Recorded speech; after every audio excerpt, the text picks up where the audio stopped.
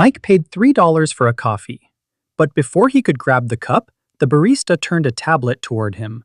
3 buttons on the screen: 20%, 25, 30, and in small gray text at the bottom, no tip. Mike looks at the screen. The barista looks at Mike. The person behind him in line looks at Mike. He presses no tip, grabs his coffee, walks out, and spends the next 10 minutes feeling like he just kicked a puppy in front of a kindergarten class. Here's what happened to him, and here's why it's happening to all of you. 30 years ago, tipping was simple. You sit down at a restaurant, a waiter brings your food, refills your water, checks on you, brings the check. At the end, you leave 15% if it was good, 20 if they were great, 10 if they spilled soup on your lap. The logic was obvious. Someone spent real time and effort specifically on you. You reward them for it. Then something changed. In the 2000s, small businesses started switching to tablet payment systems: Square, Toast, Clover, cheap, easy, modern. And every single one of these systems has one feature turned on by default: a tip prompt. Always. The companies that make these tablets love tip prompts, not because they care about baristas, because they take a percentage of every transaction. Bigger transaction means more money for them. Tips make transactions bigger. So the tablet got turned toward you. And suddenly, tipping wasn't just for sit-down restaurants anymore. Mike notices it for the first time at a sandwich place near his office. He orders a turkey sandwich. The guy behind the counter grabs a roll, adds turkey, throws on some lettuce, wraps it in paper. The whole thing takes maybe 90 seconds. Tablet slides across the counter. 20%, 25, 30. Mike taps 20% because the guy is standing right there looking at him. He walks outside and does the math. The sandwich was $12. He tipped $2.40 for 90 seconds of work. Not a disaster on its own. But Mike goes there 3 times a week. That's $7 a week. $350 a year. For sandwiches. He tells Emily about it that night. She's not surprised. She's been seeing it everywhere too. The barber shop, the smoothie place, the food truck, Uber Eats. They ask for a tip before you've even tasted the food. The self-checkout kiosk at the movie theater. The airport vending machine. Okay, not that one, but he checked. Who gets those tips? Mike asks. Nobody knows, Emily says. Here's what most people don't actually understand about tipping. It was never charity. It was never a reward for effort. It was a wage subsidy. In most U.S. states, businesses that employ tipped workers are allowed to pay them below minimum wage. The federal minimum for tipped employees has been $2.13 per hour since 1991. 34 years without a single adjustment. The logic? Tips make up the difference. So when you tip your server, you're not giving them a bonus. You're paying their salary. The restaurant shifted that responsibility onto you, legally. And it spread. The barista who made Mike's coffee earns $15 an hour, not $2.13. The tip prompt at that coffee shop isn't supplementing a poverty wage.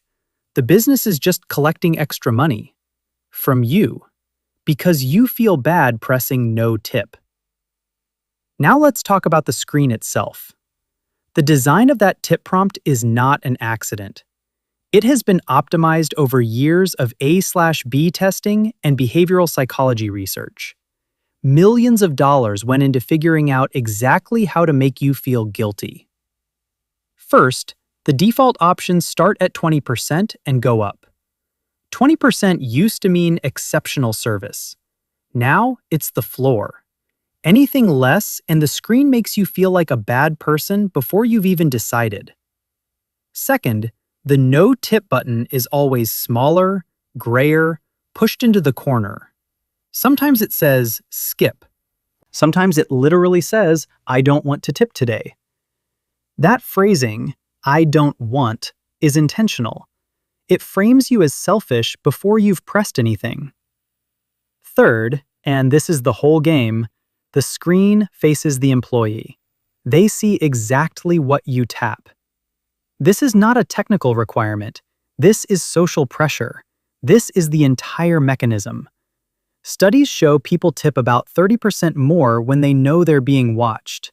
Businesses know this. That's why the tablet turns around. That's why the screen is big. That's why the barista is standing 2 feet away while you decide. You're being watched. You know you're being watched. You feel it. Mike decides to track it. For 1 full month, he writes down every place that asks him for a tip. Coffee shop, bagel place, barbershop, food truck, food delivery, airport kiosk, movie theater concession stand. He's sitting at his kitchen table one evening going through the list, and he realizes something. He didn't choose to tip at any of these places. He didn't think about it. He didn't weigh anything. He just felt a screen in front of him and a person behind it, and he tapped a number to make the moment end. That's not generosity. That's a reflex. And someone built that reflex on purpose. At the end of the month, he adds it up. $47 in 1 month. At places where 5 years ago he wouldn't have thought about tipping at all. Multiply that by every American who feels the same discomfort. Multiply by 12 months. Multiply by 330 million people. Billions of dollars moving from customers to businesses, often not even reaching the workers, through screen design, social pressure, and shame. Emily says something one evening that stops Mike cold. If tips are expected everywhere now, she says, and businesses are counting on them, then tipping isn't optional anymore. It's a hidden tax. Unregulated, non-transparent, enforced through embarrassment. That sandwich wasn't $12. It was $14.40. They just don't print it that way because $14.40 looks more expensive than $12. The price is a lie. Mike sits with that for a while. Every price on every menu is a minimum. The real price gets decided at the register, depending on how uncomfortable you are, how long the line is behind you, how long the cashier holds eye contact. And here's the part that almost nobody talks about. When you pay by card and add a tip, the credit card processing fee gets taken out of those tips too, usually 2 to 3%. So if you left $10 for your server, they actually received $9.70 or $9.50. Small difference, but you're the one paying it, and the payment processor is the one collecting. And with some delivery apps, Mike read about this and had to read it twice. The tip you added to the driver's order didn't go on top of their pay. It counted toward their guaranteed minimum. Meaning, the app guaranteed the driver $10 per delivery. You tipped $5. The app paid $5 instead of $10. The driver got the same $10 either way.